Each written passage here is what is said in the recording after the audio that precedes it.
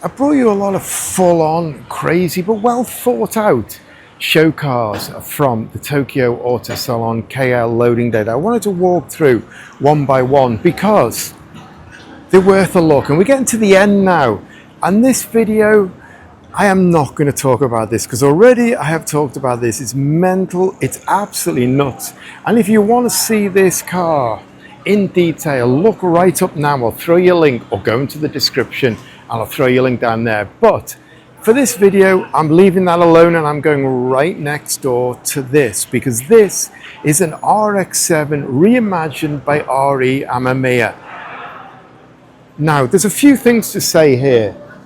It's their 50th anniversary, so they needed to do something a little bit special. It's amazing that that company has been around for 50 years, churning out really cool stuff and taking the whole rotary vibe to another level.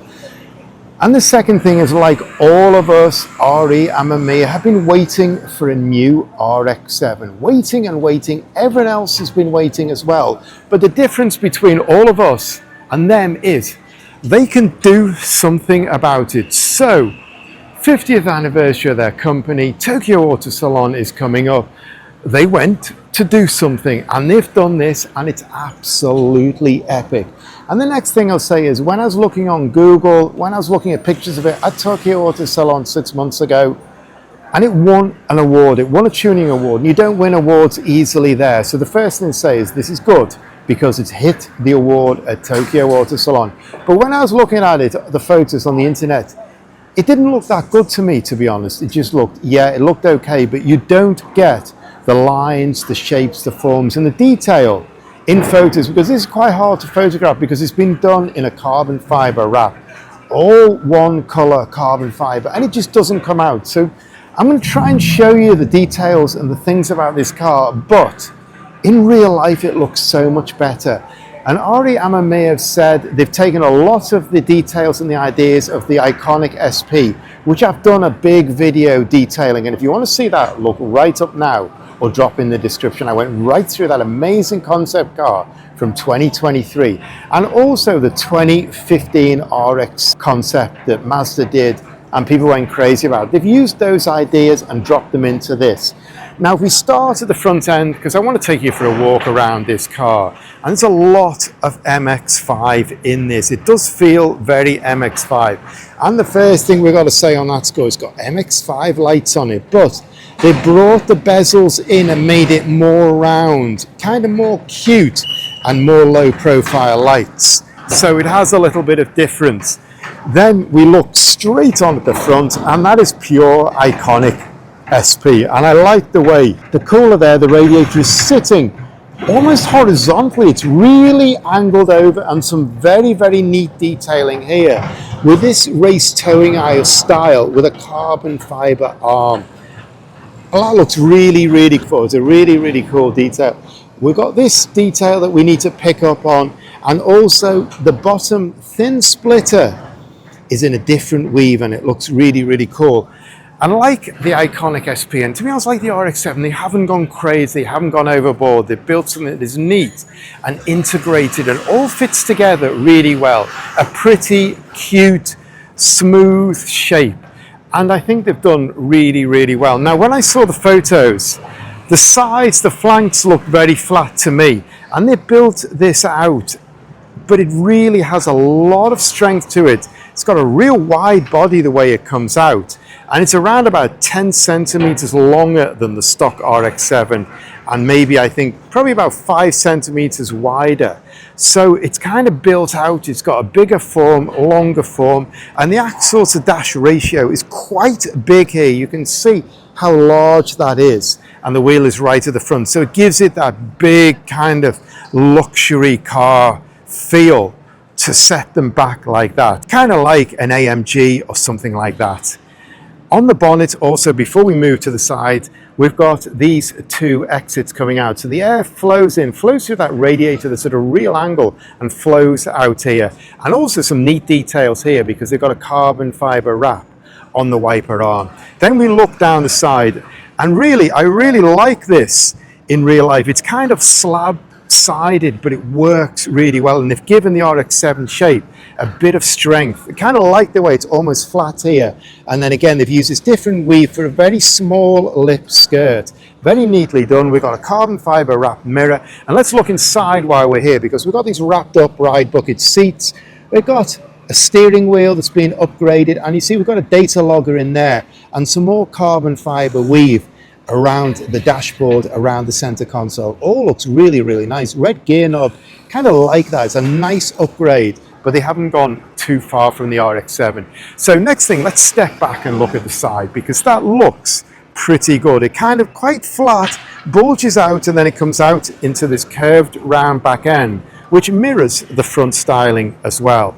Very nicely done. We're still keeping the original glass house, but I think by bringing out this boot and bringing this integrated ducktail, they've given it more strength and they've given it a more modern feel to it. You can see the arch comes out, and there's a lot of lines, a lot of contours going on here. Should also mention the original door handle has been wrapped in carbon fiber. It's got the RE Amemiya badge in it. So pretty nice car, but for me the strongest part is when we get round the back, because that is very, very different to an RX-7. I mean, that is really, really different. It's kind of got a bit of Lotus, it's got a bit of Ferrari Enzo in the lights in it.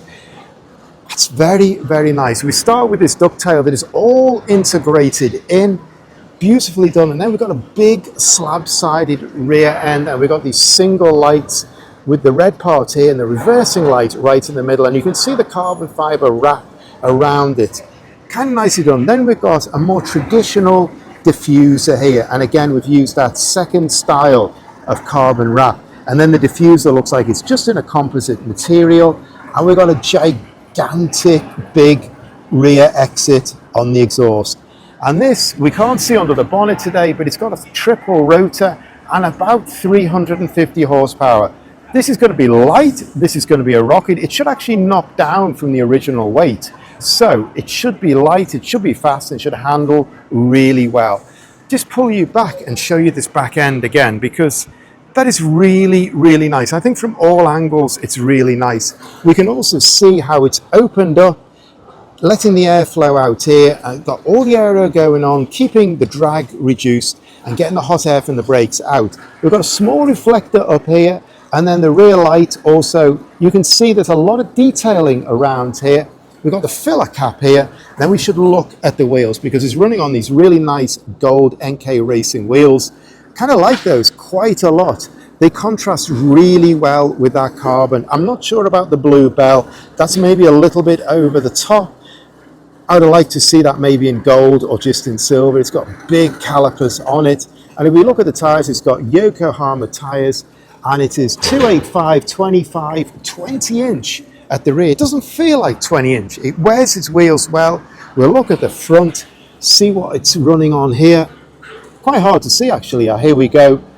245, 30, 20 inch. Big endless calipers on the front. We've got a different style of bell, of brake disc from the front to the rear. So I am not sure whether they just had stuff lying around and they threw it on, or whether they wanted to make a little bit of a different effect. So really, really nice. Like a lot more details that I've missed out here. Like this finisher here is also wrapped in carbon fiber. I would have another look inside again and get a feel for the cockpit, where we can step back a bit. And I will just say it's got a red leather handbrake cover. It's got a leather gear knob gaiter. Quite nice. I think I like this cockpit a lot, and you can also see the carbon fiber trim on the armrest. So pull back again, show you it from this angle. That is quite an interesting car. And again, if we walk around and finish at the front, a lot going on. And I think it really says a lot. Everyone is waiting for an RX-7. Everyone is saying, Mazda, build something, build something. And at the moment, it's the iconic SP that Mazda are like, yeah, we're trying to make it all work. But man, just build something. RE Amemiya, like, we cannot wait, guys. We cannot wait this long. So they've done something, and it is really nice. I like this a lot. So that's my last video walking around the show, picking out some of the cars that came from Japan that were stars at Tokyo Auto Salon 2025 back in January. I couldn't go to the Auto Salon this year. In fact, it's a very difficult time for me work-wise to go in January. So luckily, we've got some cars here that are really interesting and I can bring you. So if you like this video, please hit the like button. If you've got anything to say, any information, because I don't have a lot of information on this car, anything to add, please hit me up in the comments and tell me. I'd like to know. And also what people are thinking, what you like in a new RX-7, and like me, assume you want it like crazy. Anyway, please hit me up if you've got anything to say. I'm always interested to know and to learn more. But this video, I'm done. I'm out of here. If you want to see more videos like this, please hit the subscribe for me. But for now, I need to be out of here. See you next time.